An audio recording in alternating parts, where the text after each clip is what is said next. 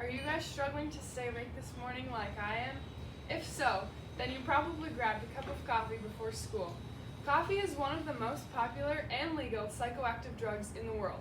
It stimulates the nervous system and metabolism. It is commonly believed that coffee is also the second most valuable commodity on earth to oil. This quote is from Melissa Voigt's book, Variants in Approach Toward a Sustainable Coffee Industry in Costa Rica. Coffee has been the center of a lot of scientific research, especially recently because the coffee industry is worth so much. In my informative speech, I will summarize the journey a coffee seed takes from being planted to being poured. In their published article, 10 Steps from Seed to Cup, the National Coffee Association summarizes info on planting coffee beans. First, you might wonder why I'm saying they plant a coffee bean. Well, that's actually because a coffee bean, before it is processed, looks like this little green thing, and that's actually a seed, not a bean. These seeds grow best in damp, shady areas and take 3 to 4 years to be ready for harvest. When they're ready for harvest, they look like these little red things, and they're called cherries. Vogt adds the difference between two types of popular coffee beans, Arabica and Robusta. Arabica requires different conditions dependent on elevation and climate. It requires higher altitude and is known for its high cup quality. Robusta is a much more durable plant and generally sells at a lower price than Arabica. In 10 Steps from Seed to Cup, I also found information on the harvest of the cherries. They can be harvested in one of two ways. First is strip picking, which is the easier method because cherries are picked off the shrub one at a time, regardless to whether they are ripe or not. Second, they can be selectively picked, which is more time consuming because only the ripe cherries are picked. Now that the cherries have been picked, they need to be prepared for exportation. In 10 Steps from Seed to Cup, we find out ways the coffee can be processed. There are two popular methods of processing coffee. First is the dry method, which is right here. The cherries are laid out in the sun to dry and raked throughout the day to prevent spoiling. They are covered at night or in case of rain. This process can continue on for weeks until the beans are dry. The next method is the wet method. It speeds up the process by removing the pulp and fermenting the bean, but it's not considered to be as authentic. 10 Steps from Seed to Cup also tells readers about what happens to the beans after they dry. They become known as parchment coffee at this point in time. First, they are sent through hulling machinery to remove the outer shell. So they look like this middle one at that point. Next, they can be polished. I say they can be polished because they don't have to be polished, but polished beans are considered better than non-polished beans. When beans are polished, the silver skin underneath the shell is removed. Finally, the beans are graded and sorted. Beans that are unsatisfactory due to deficiencies are removed. In many countries, this process is done by machine and by hand, ensuring that only the finest quality coffee beans are exported. Finally, the coffee beans are ready to leave their home country and travel to a consumer. Large companies hire people specifically for tasting and developing their coffee. Different countries can produce different flavors of coffee due to their altitude and climates.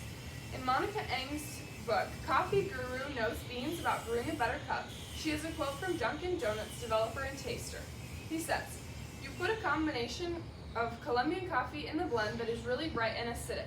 The second component in the blend is something to coat your mouth and be pleasant and sweet. That something is Brazil. The last thing you taste when you swallow something is the body or the feel, and that calls for Guatemala. Once the blend has been created, the beans can be roasted. Beans are roasted at a heat of 400 degrees to unlock the best flavor and smell. Once the beans are roasted, they look like that, which is probably the first picture of a coffee bean that you recognize. After the beans are roasted, they can be ground. They can be ground in a coarse grind, which looks like that, for drip systems like the one you might have at your house, or they can be ground in a fine grind, like the one up there, for espresso machines. At this point, baristas can finally take over. Sue Carrington quotes a barista in her article, "See, you can be a barista, coffee types. There are 5 factors that make a good coffee. The first is cleanliness, of equipment and the water too. The grind of the coffee is the second factor. Tamping is the third trick. Tamping is done with a silver bell-shaped instrument that pushes the ground coffee into a small bucket, like this one, to make it firm. Temperature is the fourth factor. Coffee should be hot, but not boiling, or the good oils will get scalded. Lastly, pressure is vital. Espresso is about fast pressure into the coffee shop. Many great cafes view coffee making as an art because it takes so much practice to get it right. Now that the beans have made their way to cafes, the final step they must take is into a consumer's cup. The most popular way coffee is prepared is as premium coffee via an espresso machine. There are two popular types of espresso machines. First is a bar machine, which looks like this one. Bar machines are considered more authentic, so bigger chains often use them. Second is an automatic coffee machine, like this one. Automatic coffee machines are used in smaller coffee shops because they are cheaper and easier to use. A definition of espresso coffee, as told by Parenti and others, is, in comparison of espresso coffee brewing techniques, is a brew obtained by percolation of hot water under pressure through a compacted cake of roasted ground coffee, where the energy of the water pressure is spent within the cake.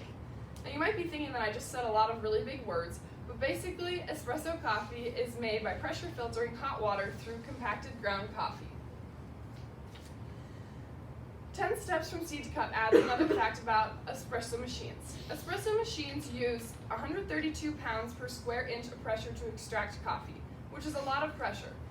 The result of this is rich espresso to be used in premium drinks.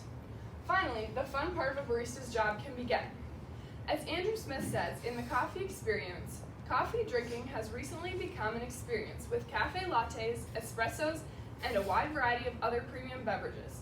When a consumer walks into a coffee shop today, they have many choices. They can choose the size of their coffee, the bean, the drink type, whether they want a dairy or a non-dairy additive, and what flavoring they want. Instead of drip machine pot coffee, every order can be custom made. As my speech progressed, I gave a detailed summary of the process a coffee bean takes from being a seed to being consumed as a premium coffee beverage. Now that you know the journey that coffee takes from start to finish, think about all the people who might have helped make your last cup of coffee and where all of those beans might have been. Thank you for listening to my speech.